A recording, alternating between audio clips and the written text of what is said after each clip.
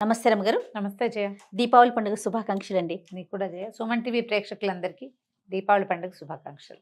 రెగ్యులర్గా మనం మాట్లాడుకునేదే పండుగ రోజు విధి విధానాలు, మరి ఆ రోజు పిండి వంటలు, నైవేద్యాలు అన్నీ కూడా ఒక్కసారి.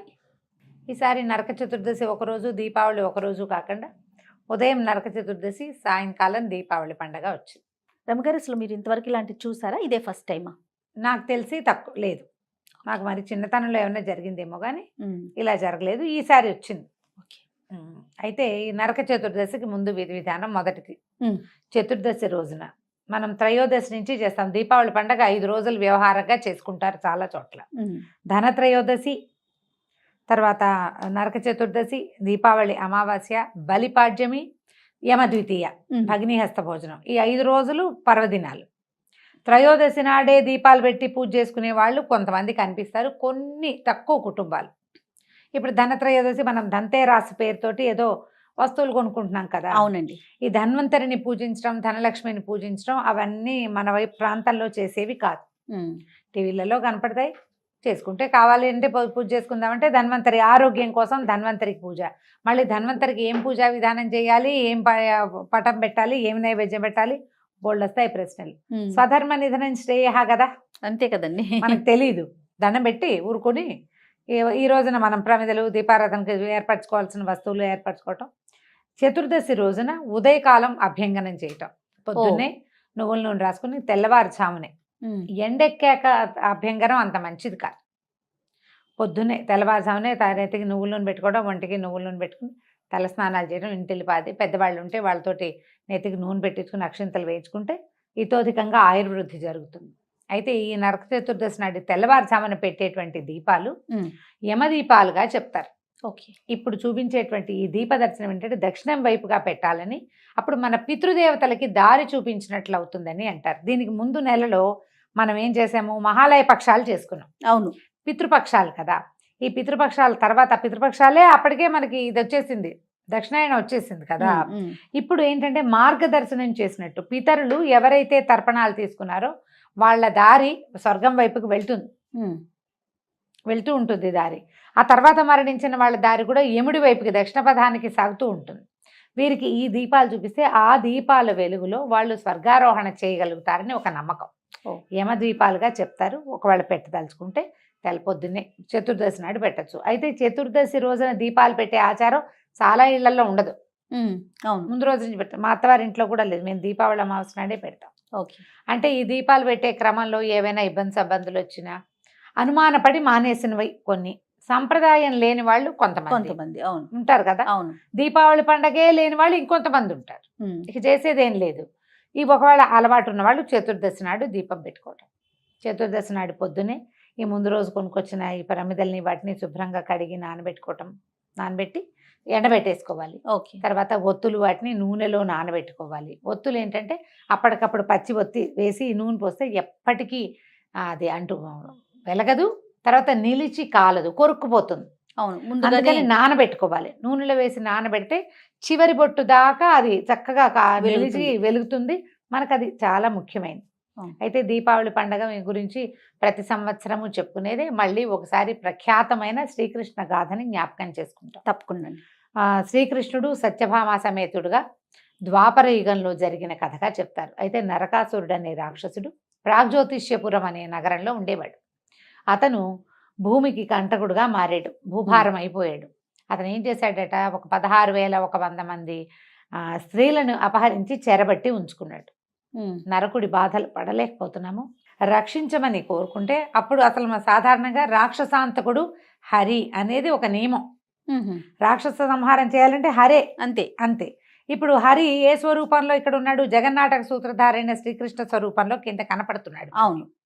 ఈ కనపడుతున్నటువంటి శ్రీకృష్ణ పరమాత్మని ప్రార్థించారు మానవులు. ఆ చుట్టుపక్కల నగరాల వాళ్ళు ఆడపిల్లల్ని అపహరిస్తున్నారని బాధపడి కృష్ణుడిని ప్రార్థిస్తే ఆయన సరే నరకాసురుడితో యుద్ధానికి బయలుదేరాడు. ఆయన బయలుదేరే సమయానికి సత్యాదేవి కూడా యుద్ధానికి వెళ్ళాలనిపించింది. ఆయన తీసుకెళ్లదలుచుకుని ఆమెకి చిన్న ప్రేరేపణ చేశాడు.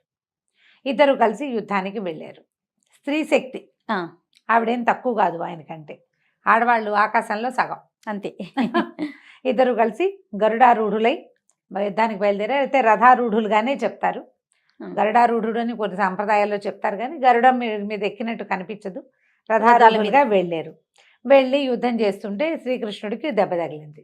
ఆయన కొంచెం స్పృహ తప్పినట్టున్నాడు. స్పృహ తప్పితే మరి ఈవిడ కవచం వేసుకుని వచ్చింది కదా, అవును. మరి రాక్షసుడు విజృంభించి పడిపోయిన ఆయన్ని కొట్టేస్తే, పైగా స్వామి పడిపోయాడంటే సేనలు నిరాశకు లోనైపోతాయి, అవును, భయపడతాయి, డిప్రెసివ్గా అయిపోతుంది కదా. వెంటనే ఏంటి వీళ్ళ తాలూకు లోపల ఉండవలసినటువంటి ఆ యుద్ధ ఇది తగ్గిపోతుంది, భయపడిపోతారు. అందుకని ఈవిడేం చేసింది, తనంతట తను లేచి నిలబడి యుద్ధం చేయడానికి పూనుకుంది. ఈమె యొక్క బాణాలతోటే, సత్యభామాదేవి బాణాలతోటే నరకుడికి దెబ్బ తగిలింది, అతను మరణించాడు. అయితే ఇక్కడ దీని వెనకాల కథ ఏం చెప్తారంటే, అసలు ఈ నరకుడు అనేవాడు భూదేవి మరియు ఆదివరాహమూర్తికి జన్మించిన వాడని చెప్తారు. ఆదివరాహమూర్తి ఏం చేశాడు, మనకి కృతయుగంలో కథ అది. ఆయన సముద్రంలోకి వచ్చి అందులో పడిపోయినటువంటి భూమిని ఉద్ధరించాడు. హిరణ్యాక్ష హిరణ్యకశిపుల కాలం నాటి కథ. ఆ ఉద్ధరించిన కాలంలో భూదేవి ఆదివరాహమూర్తి సంయోగంలో ఒక కుమారుడు జన్మించాడని, అది సంధ్యాకాలం అసుర సంధ్య వేళ అవటం వల్ల జన్మించిన శిశువు తప్పకుండా అసురుడే అవుతాడు. సంధ్యాకాలం మంచిది కాదు, ఆ సంధికాలంలో పుట్టాడని ఆవిడ దుఃఖపడి భూదేవిని స్వామిని ఒక వరం అడిగిందట. భూదేవి, నువ్వు రాక్షసాంతకుడివి, వాడిని సంహరించి నన్ను చేపట్టావు, ఇప్పుడు కుమారుడు కూడా అసురుడుగానే జన్మించాడు, వీడు సురద్వేషిగా ఉంటాడు, దేవతలు పడదు, మరి వాడిని సంహరించాలంటే నువ్వే చేపట్టేది ఆ అసుర సంహార కార్యక్రమం, కాబట్టి నీ చేత్తో నా కుమారుణ్ణి సంహరించద్దు, అలా వరం ఇవ్వమని అడిగిందట. అప్పుడు ఆయన సరేనన్నాడు. సరే నేను చెయ్యనులే, నువ్వే చేద్దువు కానీ అని చెప్పాడు. ఆ నువ్వే చేద్దువు కానీ అన్నది కృతయుగంలో కుదరలా, తర్వాత వచ్చిన త్రేతాయుగంలో కుదరలేదు, ఆ తర్వాత వచ్చినటువంటి ద్వాపర యుగంలో కుదిరింది. సత్యాదేవి భూమిదేవి యొక్క స్వరూపమట. భూమి అతి సహనం కలిగింది, భూదేవి మహాసహనం, భూదేవి అంత సహనం అంటాం కదా. ఏం చెయ్యి తెల్లారులేస్తే పుట్టిన ప్రతి ప్రాణి తొక్కుతుంది భూమిని. అవును, అయినా కూడా ప్రతివాడు భూమి సొంతం చేసుకోవడానికే ప్రయత్నం చేస్తాడు, భూమి వాడి మీద పగబట్టదు, మహాసహనంతో ఉంటుంది. నా వల్ల కాకపోతే ఏడుస్తూ దేవుడి దగ్గరికి, ఆ బ్రహ్మదేవుడి దగ్గరికి వెళ్ళి విష్ణువు దగ్గరికి వెళ్ళి మొరపెట్టుకుంటుంది తప్ప, వీడెవడో నన్ను ఇబ్బంది పెడుతున్నాడు, నేను ఇట్లా విచ్చి వీడిని అంతు చూస్తా అని పొరపాటును కూడా అనుకోదు. భూదేవి విచ్చి తనలోకి తీసుకున్నది సీతమ్మ తల్లినే, అంతే. ఎక్కడా భూమి విచ్చుకున్న దాఖలాలు లేవు, మహాసహనవంతురాలు. అయితే ఆవిడ ఎప్పుడు నేను సహనంగానే ఉండాల్సిందేనా అని అనుకుంటేదట. సహనం అసలు ఉండని ఒక జీవితాన్ని ఆవిడకి ప్రసాదించాడు భగవంతుడు. అదే సత్యభామ అన్నిటికీ రుసరుసలాడుతుంది. అవునవును, ఏ అయిష్టం వచ్చినా సహించకుండా బయటికి చెప్తుంది. భూదేవి అంశావతారమైన ఆమెకున్నంత సహనం ఈమెకి లేదు. ఎప్పుడూ దుమదుమలాడి అన్నిటికీ కోపం తెచ్చుకుని అంటే అలిగే లక్ష్మీదేవేమో రుక్మిణిగా పరమసహన శాంతమూర్తిగా జన్మించింది. వాళ్ళకి వీళ్ళిద్దరిని అలా వ్యత్యాసంగా చేశాడు భగవంతుడు. ఈవిడ రుసరుసలాడుతూ దుమదుమలాడుతూ పన్నిటికీ పోట్లాడుతూ చిన్న తేడా వస్తే ఎగిరి మీద దూకేస్తూ కోపం చూపిస్తూ అలక వహిస్తూ ఉండే సత్యాదేవి చివరికి కుమారుణ్ణి సంహరించింది ఈ స్వరూపంలో. దెబ్బ తగిలి పడిపోయిన తర్వాత అప్పుడు ఆవిడికి తెలిసింది ఒక స్పృహ, వీడు నా కుమారుడు అని తెలిసింది. కానీ విష్ణుమాయకి లోబడి మళ్ళీ మర్చిపోయింది. నరకాసురుడిని సంహరించిన క్రెడిట్ సత్యభామాదేవికి అప్పచెప్పారు.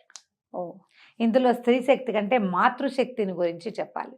తప్పు చేసిన వాడిని తన కొడుకైనా సరే క్షమించేది లేదు, క్షమించకూడదు. స్త్రీలు వాడిని సరిచేయటానికి ప్రయత్నం చేయాలి, వాడిలో ఉన్న తప్పుని ఎత్తి చూపించాలి.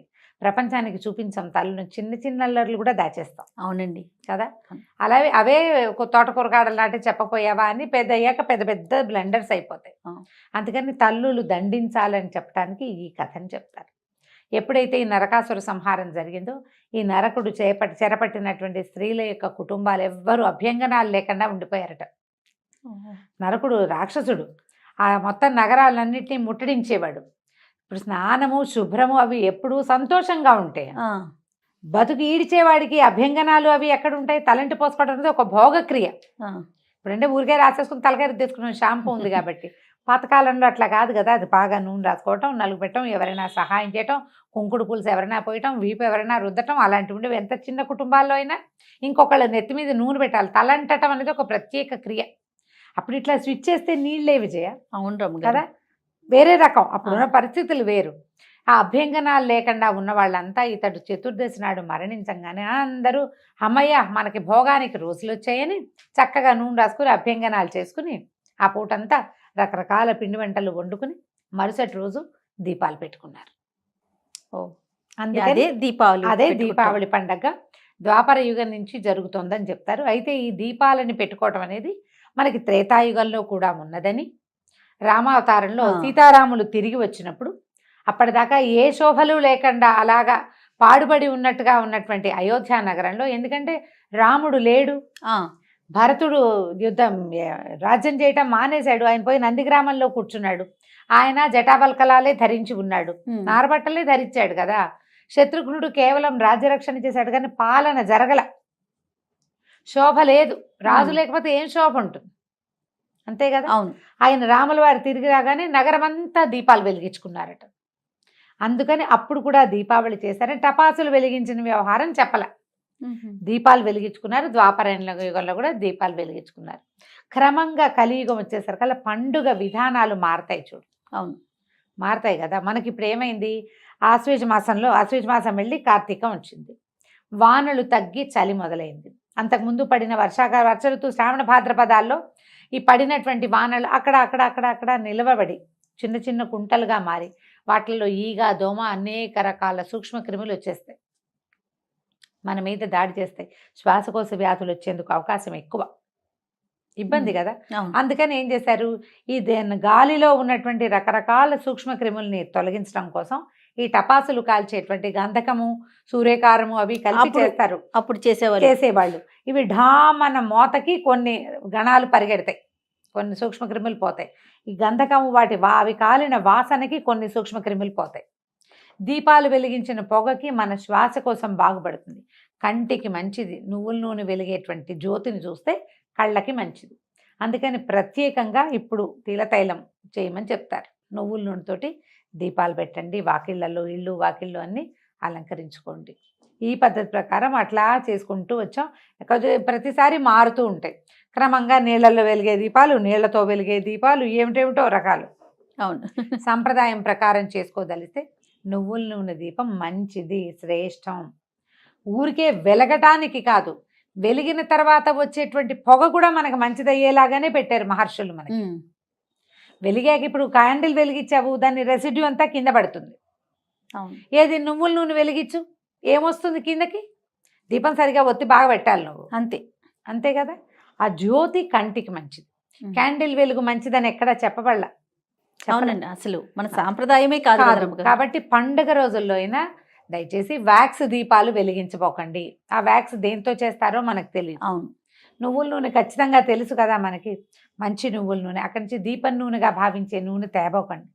పండగ ఖర్చులు ఎలాగూ పెట్టుకుంటాం, మంచి శ్రేష్టమైన నువ్వుల నూనె తెచ్చి పెట్టుకోండి. మనం ఇవాళే ఇల్లంతా పెడతాం, రేపటి నుంచి ఏం చేస్తాము, తులసికోట దగ్గర వాకిలి గుమ్మంలో 2 దీపాలు పెడతాం, తులసికోట దగ్గర ఓ దీపం పెట్టుకుంటాం, పొద్దున్నే తులసికోట దగ్గర పెడతాం, సాయంకాలం పూట వాకిట్లో పెట్టుకుంటాము. ఎలాగైనా పెట్టుకోవచ్చు. అవును, ఒక దీపమే పెడతామన్నా మీ ఓపిక. దేవుడి దగ్గర ఒక దీపం పెడతాం, వెళ్తే ఏ దేవాలయానికో పెట్టుకుంటాము. అయితే దేవాలయంలోనూ దేవుడి దగ్గర పెట్టేవి ఆవు నెయ్యితో పెడితే మంచిది, శక్తి ఉన్నవాళ్ళు. లేకపోతే నువ్వుల నూనె కూడా ఇప్పుడు ఆవు నెయ్యి అంత ఖరీదు దగ్గరగా ఉంటుంది, అటు ఇటుగా. అవకాశం ఉన్నవాళ్ళు ఇలా కూడా చేయొచ్చు. చక్కగా ఏదైనా మంచి పిండి వంటలు వండుకోవటము. దీపావళి నాటి రాత్రి టపాసులు కాలుస్తాం, దీపాలు పెట్టుకుంటాం, టపాసులు కాలుస్తాం. దాంతోపాటు అమావాస్య నాడు లక్ష్మీ పూజ చేయాలన్న ఒక నియమాన్ని వ్యాపారస్తులు వాళ్ళు పాటిస్తారు. మామూలు వాళ్ళు కూడా మనం ఇళ్లలో లక్ష్మీ పూజ చేసుకోవచ్చు, ఆమెకు ప్రీతికరమాట. ఈరోజు పూజ చేసుకోవడం, మనం చేసిన స్వీట్లు ఆటలు ఏమైనా ఉంటే పదార్థాలు అన్నీ అమ్మవారికి నివేదన చేసుకుని టపాసులు కాల్చిన తర్వాత శుభ్రంగా కాళ్ళు చేతులు మొహం కడుక్కుని నోట్లో నీళ్ళు పోసుకొని పుక్కిలిచ్చి ఉమ్మేసి వీలైతే బట్టలు కూడా మార్చుకుని చక్కగా చేసిన స్వీట్లు తినండి. ఈ టపాసులు పీల్చిన వాసనలు పీలుస్తాం కదా మనం, వాటికి విరుగుడు బెల్లము పంచదారతో చేసినటువంటి స్వీట్లు. తీయటి పదార్థం తింటే దానివల్ల ఏదైనా ఒక చిన్న సైడ్ ఎఫెక్ట్ ఉంటే ఆ ఎఫెక్ట్ పోతుంది. పెద్దవాళ్ళకి నమస్కారం చేసుకోవటం, ఎవరికైనా దానం చేయటము, నువ్వుల నూనెతో చేసినట్టు నువ్వులతోటి చేసినటువంటి ఏమైనా చిక్కీలు అలాంటివి పంచుకోవచ్చు. నువ్వుల జీళ్ళు మనం కూడా తినచ్చు. ఈ రోజున చేసేటువంటి ఏ పదార్థ వినిమయం అయినా కూడా విశేషమైన ఫలితాన్ని ఇస్తుంది. ఏదైనా చేయొచ్చు. దీపావళి రోజున కుష్మాండ దానం చేస్తారు, గుమ్మడికాయ. అవును.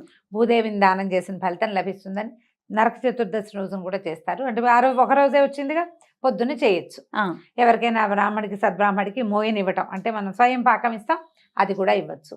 పొద్దున్నే నువ్వుల లడ్లు జీళ్ళు ఏమైనా చేసి చుట్టుపక్కల పిల్లలకి ఎవరైనా మనుషులు కనబడితే వాళ్ళకి ఇవ్వచ్చు. ఇది దాన ప్రక్రియగా అవ్వదు. ఉమ్, అమ్మో నువ్వుల జీళ్ళు వాళ్ళు ఇస్తే మనం తీసుకున్నాం ఏదో కంపెనీ పోతుంది అనుకోపోకండి.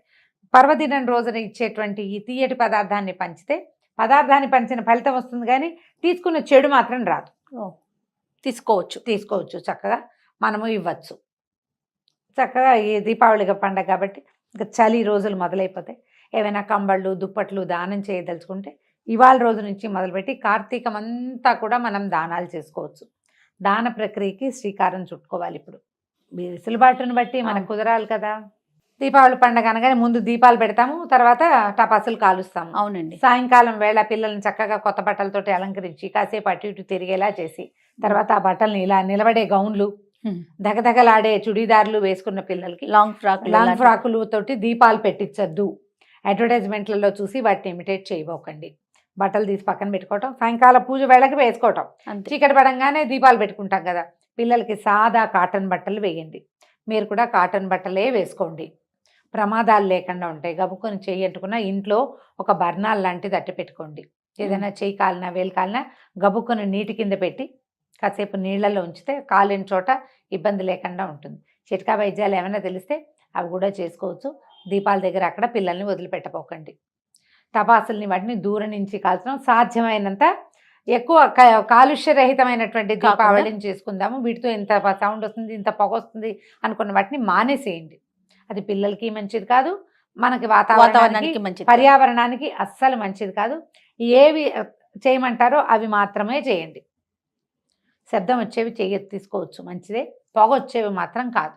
ఓకే. కొంచెం జాగ్రత్తగా హ్యాండిల్ చేసుకుంటూ ఈ దివ్య దీపావళిని శుభ దీపావళిగా మార్చుకోండి. తప్పకుండా రమ్య గారు. నమస్తే. నమస్తే.